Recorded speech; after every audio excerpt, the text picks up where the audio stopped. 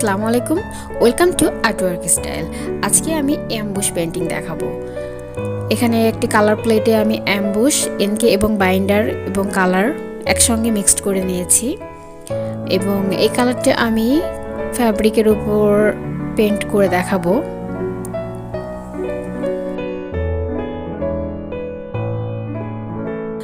অ্যাম্বুশের সাথে আমি লাল কালারটা মিক্সড করেছি। আমি শুধু ফুলের উপরেই অ্যাম্বুশ কালারটা ব্যবহার করব।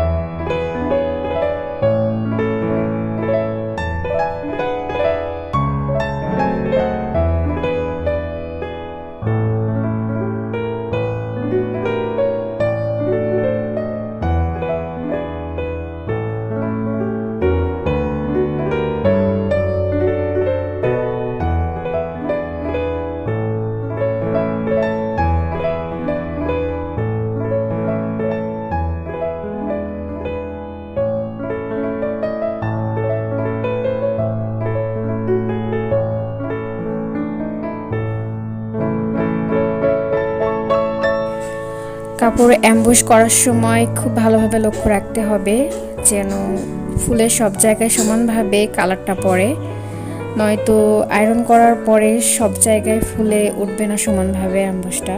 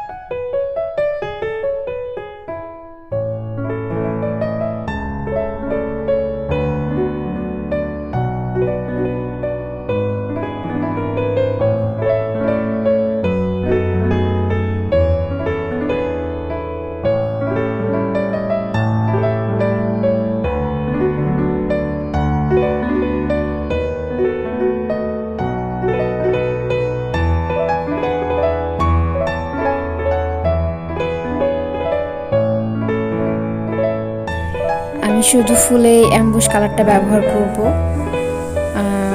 তাছাড়া ফুলের পাতাগুলো এবং ডালের জন্য অ্যাম্বুশ কালার ব্যবহার করব না, শুধু নর্মাল কালারটাই ব্যবহার করব।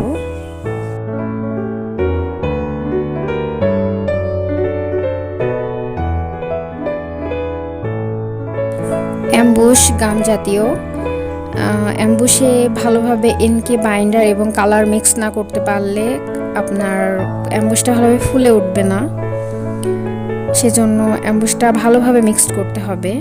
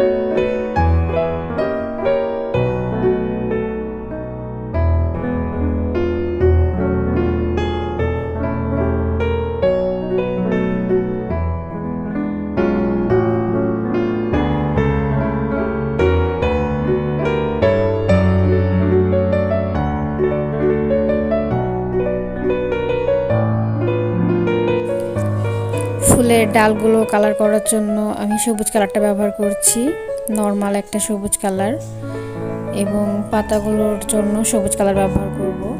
এখানে অ্যাম্বুশের ব্যবহার করব না, শুধু ফুলগুলোর জন্য ব্যবহার করছি অ্যাম্বুশ কালার।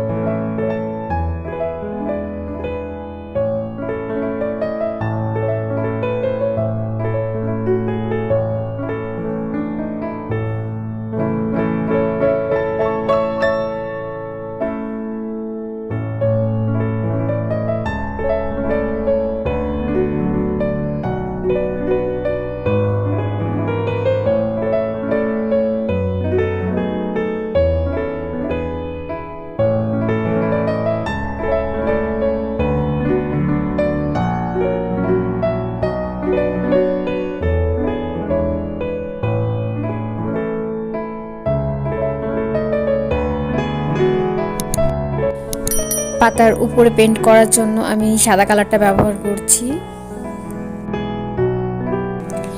আমার এখানে কাপড়ের উপরে পেইন্টটা করা সম্পূর্ণ শেষ। এবার আমি এটা সম্পূর্ণভাবে শুকিয়েছি কিনা সেটা দেখব। শুকানোর পরে আমি এটাকে আয়রন করে নিব। আয়রন করার জন্য কাপড়ের উল্টো পিঠে আয়রন করতে হবে। আয়রন সম্পূর্ণরূপে গরম করতে হবে এবং গরম করে অ্যাম্বুশের উপরে খুব শক্তভাবে চেপে চেপে আয়রনটা করতে হবে। আয়রনটা অনেক ভালোভাবে করতে হবে, না এই অ্যাম্বুশটা ফুলে উঠবে না।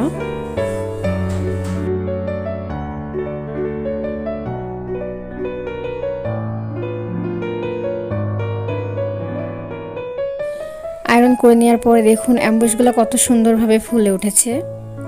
আমার ভিডিও যদি আপনাদের ভালো লাগে তো প্লিজ সাবস্ক্রাইব করুন আমার চ্যানেল। সম্পূর্ণ ভিডিও দেখার জন্য সবাইকে ধন্যবাদ।